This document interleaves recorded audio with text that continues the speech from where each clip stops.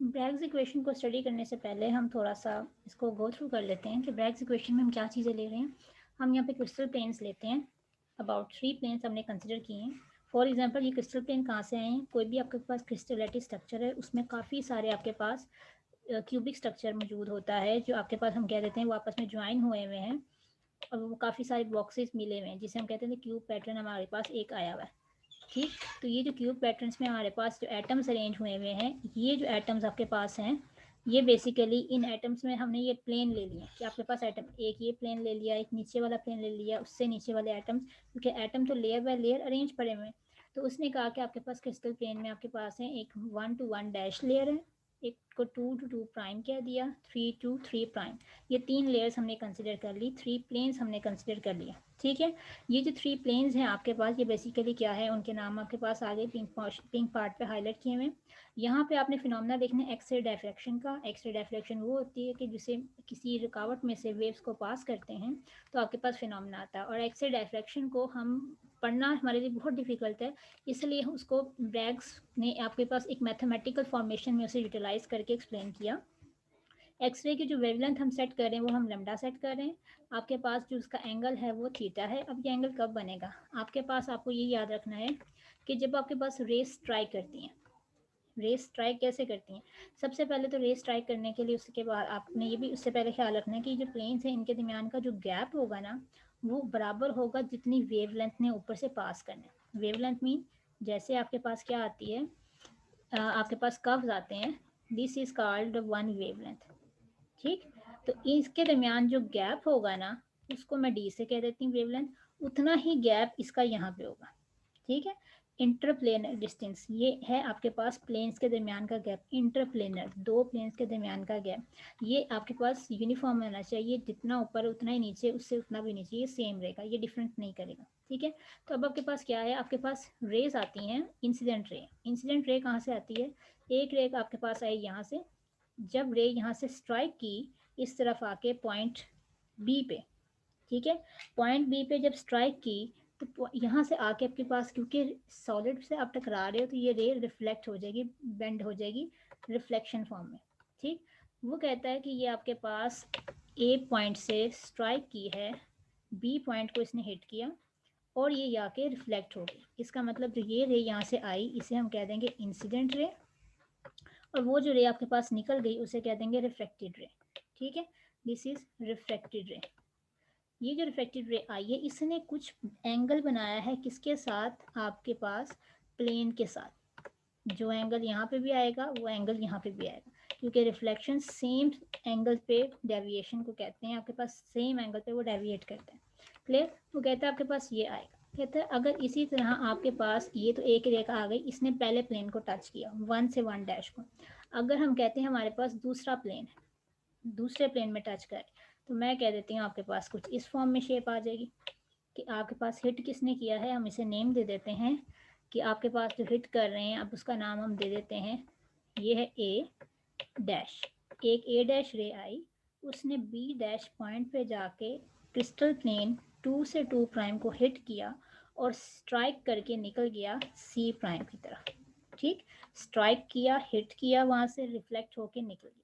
Clear, तो वो कहता है कि यहाँ पे आप अगर गौर करें, as compare to A B C, अगर इनकी पूरी लेंथ को हम नापें, डिस्टेंस को मेजर करें कि कितना फासला टोटल कवर हुआ है यहाँ से यहाँ तक का, तो उसके कंपैरिजन में ए प्राइम, बी प्राइम और सी प्राइम तक का फासला ज़्यादा होता है। A dash, B dash, C dash cover more distance as compare to C. उसकी वजह क्या है, क्योंकि अब हम प्लेन के अंदर चले गए हैं और इसने कितना ज़्यादा डिस्टेंस अपना एक्सटेंड में ट्रेवल किया है उसको हम शो कर देते हैं इस पार्ट से। अगर हम गौर करें कि इसको मेजर करते हैं तो यहाँ पे रे मेजर होती है कि यहाँ तक, अगर यहाँ से मेजर करें तो यहाँ तक। ये जो बाकी एक्स्ट्रा इसका फासला है जिसे मैं कलर करके शो कर रही हूँ, ये वो फासला है विच इज़ एक्स्ट्रा, जो उसने एक्स्ट्रा कवर किया है as compare to A B C.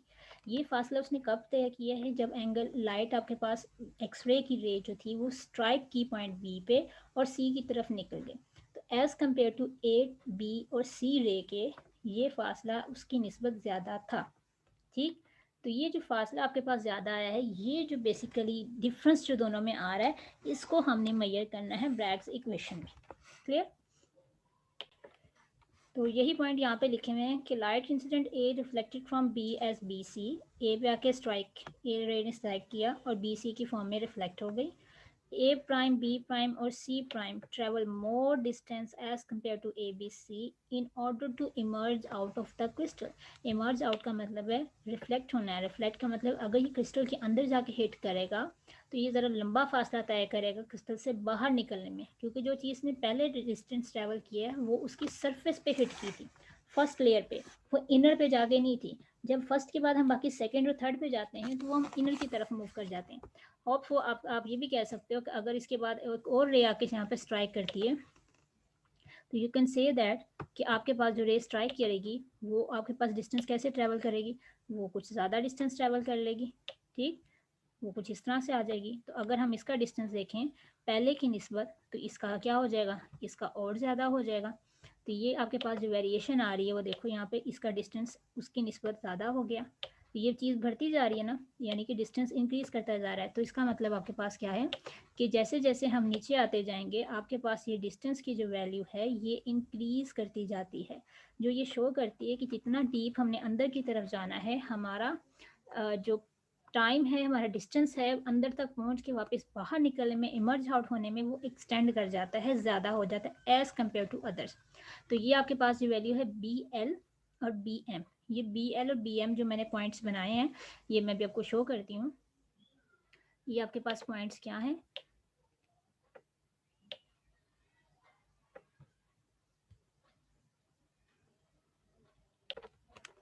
Point number 6 आपके पास कि जब हमने ये पॉइंट को डिस्कस कर लिया कि आपके पास कि कितना ज़्यादा डिस्टेंस ट्रैवल करता है, तो आप ये देखो कि यहाँ पे पॉइंट बी से अगर मैं पॉइंट को मिलाना चाहूँ कि ए बी को ये जाके कहाँ काटती है स्ट्रेट पॉइंट पे, तो उसे हम कहते हैं परपेंडिकुलर ड्रॉ करना। परपेंडिकुलर का मतलब होता है कि आप अपनी प्रोटेक्टर को या डी को इस पर रखो और 90 के एंगल से एक लाइन बिल्कुल स्ट्रेट खींच दो, तो उसका मतलब होता है परपेंडिकुलर। ये जो बी से एल तक का फासला, इस पॉइंट को मैंने एल नाम दे दिया जहाँ पे उसने काटा ए प्राइम और बी प्राइम को, ये जो बी से एल तक का जो फासला है it is the perpendicular to A prime and B prime. ठीक, इसी तरह आप देखो बी प्राइम और सी प्राइम तक का जो वेव रिफ्लेक्ट होके जा रही है, अगर पॉइंट बी से उसके ऊपर एक परपेंडिकुलर खींचें तो बी एम बनता है। तो B M is the perpendicular to B prime to C prime. तो ये आपके पास क्या है, परपेंडिकुलर दोनों बने हैं, कौन सी डिस्टेंस पे, जो ए बी सी के प्राइम पे है। ठीक है, अब यहाँ पे एक बहुत इंपॉर्टेंट पॉइंट है कि इंटरफेरेंस आएगा, क्योंकि हम एक्स रेज पढ़ रहे हैं, डायफ्रेक्शन पढ़ रहे हैं, तो इंटरफेरेंस को ज़रूर डिस्कस करेंगे। इंटरफेस आपके पास इंटरफेरेंस कंस्ट्रक्टिव भी हो सकता है, डिस्ट्रक्टिव। हमें जो चाहिए होता है वो कंस्ट्रक्टिव। अगर वो कंस्ट्रक्टिव नहीं है तो आपके पास आंसर जो है वो बिल्कुल क्या कह देते हैं आप कि वो एप्लीकेबल नहीं होगा, ब्रैग्स इक्वेशन आप यूज़ नहीं कर सकते, क्योंकि इसका आंसर तभी चलेगा जब कंस्ट्रक्टिव होगा।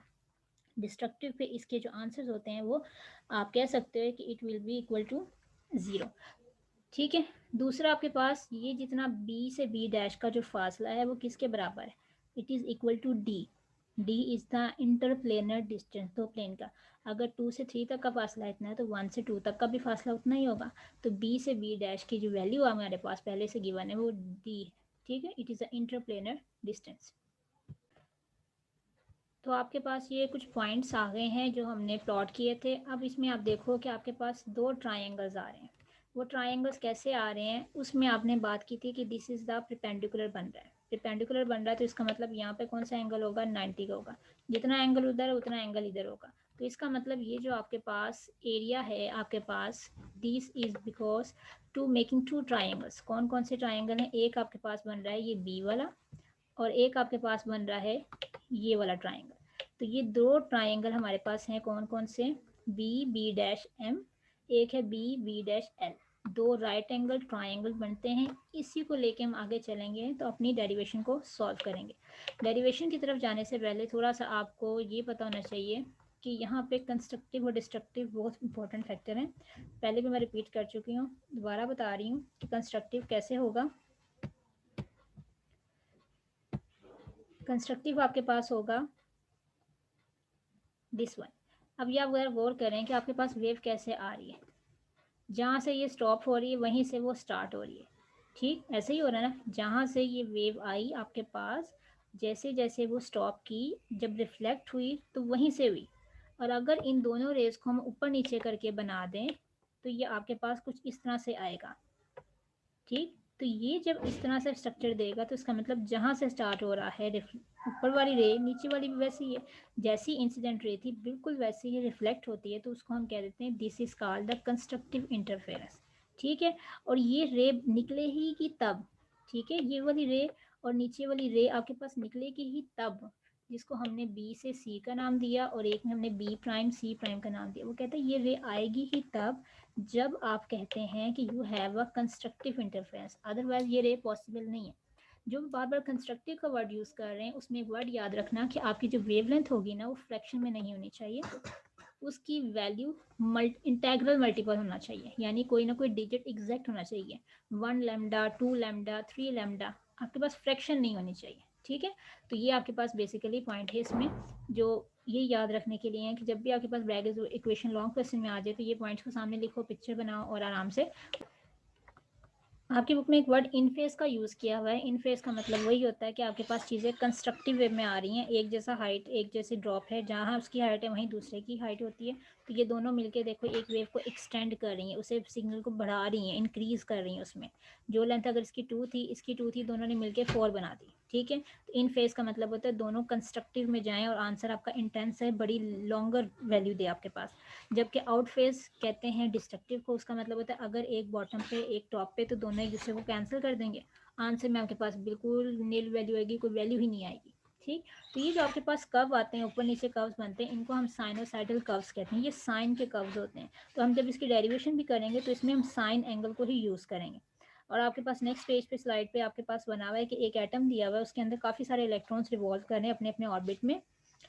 अब वो ऑर्बिट में कैसे इंसिडेंट वेव से हिट करती हैं वो उन्होंने बताया हुआ, एक पिक्टोरियल रिप्रेजेंटेशन है कि जिसमें आपके पास इंसिडेंट रे और जो स्कैटर्ड रे होती है उसमें कोई फ़र्क नहीं होता, उसमें कोई एनर्जी का चेंज हमारे पास नहीं आता, जिस तरह वो आती है वैसे ही वो स्ट्राइक करके निकल जाती है, लेकिन वो निकलेगी तब जब कंस्ट्रक्टिव आपके पास होगा। अगर ये ज़रा सा भी डिस्ट्रक्टिव में जाता है तो आपके पास वेव स्कैटर्ड नहीं होगी, वेव उससे बाहर नहीं आएगी, वो उसके अंदर ही रहेगी।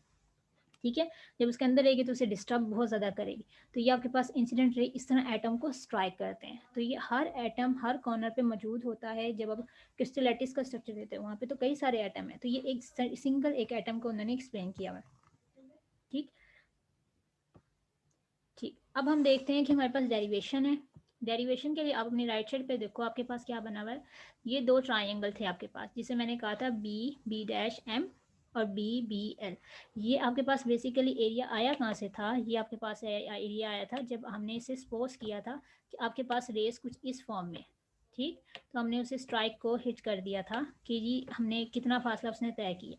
तो ये एरिया आपके पास दो ट्राइंगल का कैसे बनेगा, आपके पास एक ट्राइंगल आपके पास जो है वो है दिस वन, ये वाली। ठीक है, वो कौन सी ट्राइंगल है आपके पास, L B dash B, L B B dash, this is a right triangle. ये आपके पास L B B dash, it is a right triangle. और जो दूसरी ट्राइंगल आपके पास है वो कौन सी है आपके पास, B B dash M, this is also right triangle. जो वैल्यू इसकी आनी है वही वैल्यू उसकी आनी है, क्योंकि दोनों आपके पास सेम पैटर्न पे सेम हाइट पे दोनों का फासला बिल्कुल सेम है। ठीक, तो आपके पास इसकी जो वैल्यूज़ होती हैं वो अब हम कैलकुलेट कर लेते हैं। हम इसमें यूज़ करेंगे साइनोसाइडल कर्व्स यूज़ करेंगे, क्योंकि हमारे पास जो कर्व इसके ऑब्टेन होते हैं हमें वो कभी कंस्ट्रक्टिव इंटरफेरेंस होता है, आपके पास ऊपर नीचे वैल्यूज़ आती हैं, मैक्सिमम लो हाई बार बार इंटरचेंज होती हैं, तो उसमें हम हमेशा साइन को यूज़ करते हैं। तो साइन बराबर होता है किसके है, परपेंडिकुलर ओवर हाइपोटेन्यूस। अब आप फ़ौरन से बताओगे कि इस पिक्चर में परपेंडिकुलर कौन सा, हाइपोटेन्यूस कौन सा है। तो आप चीज़ एक याद रखना कि आपके पास हाइपोटेन्यूस कौन सा है, ये 90 का एंगल बन रहा है, तो असल में जो इसकी शेप होगी ट्राइंगल की वो कुछ इस तरह से आएगी। ये आपके पास पैटर्न होगा। ठीक, ये पॉइंट आपके पास एल है। ठीक है, ये आपके पास पॉइंट बी है, ये आपके पास पॉइंट बी डैश है। मैंने उसको सिर्फ रोटेट करके लिखे ताकि मुझे करने में आसानी। दिस इज़ द 90 एंगल, यहाँ पे वो एंगल थीटा बना रहा है विद रिस्पेक्ट टू अपना जो उसका इनर एंगल है। ठीक है, तो बी डैश से एल की वैल्यू आपने पुट करनी है, और बी से बी क्या है आपके पास, इट इज़ द डी। ये कहाँ से आया था, ये हमने कहा था जो आपके पास जितना लेयर्स में, दो लेयर्स में गैप होता है, it is always remain same. जो उनके लेयर्स के दरमियान गैप होगा वही तो असल में इसका गैप होगा, तो इसकी वैल्यू हमारे पास पहले से गिवन है डी। तो साइन की वैल्यू क्या होती है, some people have, sine is equal to perpendicular over hypotenuse. तो परपेंडिकुलर की वैल्यू यहाँ से क्या आ जाएगी, L B prime, this is called the perpendicular, this is called the base और this is called the hypotenuse. तो हाइपोटेन्यूज है आपके पास बी बी डैश, ठीक। तो आपके पास इक्वेशन आ गई L B prime over B B prime is equal to sine theta. इसमें से आपको बी प्राइम की वैल्यू पता है, उसकी जगह हम क्या पुट कर देते हैं, डी। तो आपके पास डी इक्वेशन आ गई। तो आप जब इसकी जगह डी पुट करोगे तो आपके पास लिखा आएगा डी, आपके पास इक्वेशन आएगी एल बी प्राइम, नीचे आ जाएगा D is equal to sine theta, ठीक। ये आपके पास इक्वेशन आ गई। ये डी यहाँ पे डिवाइड हो रहा है, दूसरी तरफ जाके क्या हो जाएगा, मल्टीप्लाई। तो इक्वेशन क्या बन जाएगी कि आपके पास L B prime is equal to D sine theta. ये किसके लिए इक्वेशन आपके पास आई है, this is for triangle L L B dash, this one. ये जो ट्राइंगल आपके पास है इसके लिए वैल्यू आई। अब इसी तरह की वैल्यूज को हम डिस्कस करेंगे किसके लिए, हम दूसरी ट्राइंगल के लिए। और दूसरी ट्राइंगल आपके पास कौन सी है, वो है आपके पास, ये आपके पास फिर से वही वैल्यू बनेगी बी बी प्राइम, ठीक। दूसरी आपके पास क्या वैल्यू बनेगी, यहाँ पे पॉइंट का नाम था एम, ये 90 के एंगल पे है। और ये जो डिस्टेंस आपके पास है ये उतना ही रहेगा जितना पहले था, D, D is the interplanar distance. तो साइन एंगल की वैल्यू लगाते हैं, sine is equal to perpendicular over base hypotenuse, ठीक है। परपेंडिकुलर की वैल्यू क्या आएगी इस ट्राइंगल से, एम बी प्राइम, ठीक, M B prime over B B prime, तो ये वैल्यू आ गई। उसी तरह बी प्राइम यहाँ पे डिवाइड हो रहा है, उधर जाके क्या हो जाएगा उसके साथ मल्टीप्लाई, तो इक्वेशन आपकी कुछ इस तरह बन जाएगी, ये वाली। बी बी प्राइम की वैल्यू में पता है वो क्या है आपके पास, डी। ये जो फासला आया है ये तो दो साइड्स पे अलग अलग निकाला हमने, क्योंकि हमारे पास जो वैल्यूज हमने सजेस्ट की थी वो तो किस तरह की थी कि आपके पास वैल्यू किस तरह है, दो दो अलग अलग, हमने उसको डिवाइड कर दिया था दो पार्ट्स में ना ट्राइंगल को।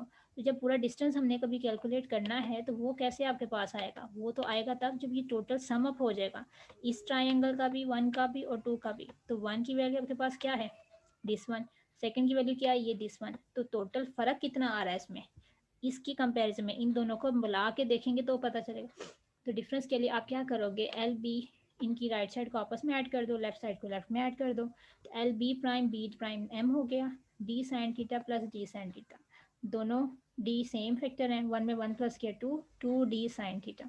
तो ये जो आपके पास एल और एल बी प्राइम आया है, दिस इज बेसिकली क्या है, अब आप इसको गौर से देखो, ये फासला उतना होगा जितना एक वेव लेंथ का फासला होता है। अब वेव लेंथ कैसी आ सकती है, वेव लेंथ मीन जब ऊपर से रेस स्ट्राइक करती हुई आएगी, वो किसी भी तरह से हो सकती है, वो आपके पास इस तरह से जब फॉल करती हुई आती है तो ये वैल्यू आपके पास किस तरह से आती है, ये देखो ये इस तरह से आ रही है। फिर जब यहाँ पे जाएगी टर्न होगी तो हमारे पास, इसने भी उसी डायरेक्शन में टर्न होना है, तो यहाँ से ये ऐसे मुड़ती हुई जाएगी और आपके पास कंस्ट्रक्टिव इंटरफेरेंस बनाती हुई जाएगी। तो ये जो फासला अगर हम देखें तो ये क्या है, हाफ वेव लेंथ, ये भी कितना है हाफ वेव लेंथ, हाफ और हाफ मिलकर क्या होगी वन वेव लेंथ। तो इसके लिए हम ये कह देते हैं कि आपके पास ये टू डी साइन जो थीटा है, यहाँ से इसमें था, ये जो आपके पास डिस्टेंस है ये डिपेंड करता है आपकी वेव कितना फॉल करती हुई आ रही है। हो सकता है ये बहुत लंबा होता जाए क्योंकि हम जितना नीचे आते जाएंगे ये डिस्टेंस बढ़ता जाएगा। तो यहाँ पे आपके पास कितना डिस्टेंस पहला है वन का, हो सकता है जब हम आगे जाएं ये बन जाए टू का, उससे आगे जाएं तो ये बन जाए थ्री का। तो ये डिपेंड करता है हम कितना अंदर की तरफ उस पर लेके जा रहे हैं। तो इस फैक्टर की जगह पे हम लिख सकते हैं एन लेमडा। ये जो n है ना ये बताएगा आपके पास कि आपके पास फैक्टर जो है इंटेग्रल होना चाहिए, वन टू थ्री का मल्टीपल होना चाहिए वेवलेंथ को, n की वैल्यू फ्रैक्शन में नहीं होनी चाहिए, ना ही वो नेगेटिव में होती है, तो इसको हम कहते हैं इंटेग्रल मल्टीपल, ठीक। तो ये आपके पास बेसिकली क्या आ जाता है, ब्रैग्स इक्वेशन का फॉर्मूला इक्वेशन आती है, इसे हम ब्रैग्स लॉ भी कहते हैं, ठीक। तो ब्रैग्स लॉ ब्रैग्स इक्वेशन एक ही बात है। तो वो कहते हैं अगर आपके पास पाथ डिफरेंस जो है it is equal to the integral multiple of N lambda, तो कंस्ट्रक्टिव फेस होगा और आपकी वैल्यूज जो हैं क्या होंगी, इंटेंस आंसर में आएगा। तो two D sine theta is equal to N lambda, it is called Bragg's law. Paper में ब्रैग्स लॉ आ सकता है, ब्रैग्स लॉ की डेरिवेशन आ सकती है, तो आपने इतना ही बताना है अपनी वर्डिंग में उसको एक्सप्लेन करके, ये छोटी सी जो डेरिवेशन है ना वो उसमें साथ शामिल होगी, ठीक। तो ब्रैग्स इक्वेशन हम कहाँ कहाँ यूज़ करते हैं, ब्रैग्स इक्वेशन हम यूज़ करते हैं अपनी एटॉमिक क्रिस्टल स्ट्रक्चर को वेरीफाई करने के लिए। जो भी हमारा स्ट्रक्चरल डिटर्मिनेशन है ना, जहाँ पे स्पेशली क्रिस्टलेटिक्स में, उसमें हम इसे यूज़ करते हैं। अच्छा, उससे पहले ये एक स्लाइड आपके सामने नज़र आ रही है कि कंस्ट्रक्टिव इंटरफेरेंस कैसे हो सकता है, या आप नीचे की तरफ आते हैं तो वेवलेंथ कैसे आती है। तो ये जो मैंने अभी पिक्चर बनाई थी उसमें भी आपके पता चल गया हाफ वेवलेंथ इधर है, हाफ इधर की तरफ है। तो ये आपके पास काउंट होके 1 हो जाएगी, यहाँ से 1 है, यहाँ से 2 है, काउंट होके 2 हो जाएगी। तो हमेशा इनका जो सम रहेगा ना वो इंटेग्रल ही रहेगा, आपके पास पॉइंट्स में नहीं जाएगा। ठीक, इसी तरह एक न्यूमेरिकल है आपकी बुक में दिया हुआ कि एक्सरेज जो है आपके पास, द एक्सरेज वेवलेंथ किसकी वैल्यू आ गई, लेमडा की वैल्यू आ गई मीटर में, are deflected from crystals the first order. First order का मतलब क्या होगा, एन की वैल्यू 1 है। ठीक है, तो ये एन ने बता दिया आपको कि फर्स्ट ऑर्डर है, सेकंड है, थर्ड है, क्या हो रहा है। तो एन की वैल्यू 1 है, रिफ्लेक्ट कहाँ पे हो रहा है, हैपन्स कहाँ पे, एंगल की वैल्यू क्या, 27.8 inch. Calculate the interplanar distance, यानी डी की वैल्यू निकालनी। तो N lambda is equal to 2d sine theta, D को अकेला करना है, बाकी सारा फैक्टर उधर जाके डिवाइड कर दो, कैलकुलेटर पे वैल्यू पुट करो, आपके पास आंसर आ जाएगा। वो आपके पास मीटर में आएगा, तो उसे आप एमस्ट्रॉन्ग में कर सकते हो, नहीं भी करेंगे तो भी आंसर बिल्कुल ठीक है। ठीक, इसी तरह का क्वेश्चन है कि अगर क्रिस्टल हैज़ इंटरप्लेनर डिस्टेंस, यानी डी की वैल्यू उसने बता दी, उसने कहा वेवलेंथ आपके पास इतनी है, कैलकुलेट करना है एंगल ऑफ रिफ्लेक्शन, थीटा की वैल्यू निकालनी। तो सबसे पहले तो आप याद रखोगे कि थीटा फॉर्मूला क्या होता है। आपने एंगल को फाइंड करना है तो सबसे पहले साइन को इधर ही रखना है, बाकी 2d मल्टीप्लाई और उधर जाके क्या हो जाएगा, डिवाइड। एन की वैल्यू 1 है, फर्स्ट ऑर्डर है, लैम्डा की वैल्यू जो डाटा में देगी उसको पुट करो, टू सेट्स के डिस्टेंस को मल्टीप्लाई किया, तो ये आपके पास आंसर आ गया। हमने सिर्फ फाइंड करना था थीटा की वैल्यू, तो जब हमने सिर्फ एंगल की निकालनी हो तो साइन को जब दूसरी तरफ लेके जाते हैं तो वो नेगेटिव हो जाता है। तो इसका मतलब होता है कैलकुलेटर पे शिफ्ट के साथ साइन दबाएंगे और उसके बाद वैल्यू को लिखेंगे तो हमारे पास आंसर आ जाएगा। ठीक, तो इस तरह हम इसको यूज़ कर सकते हैं। क्लियर।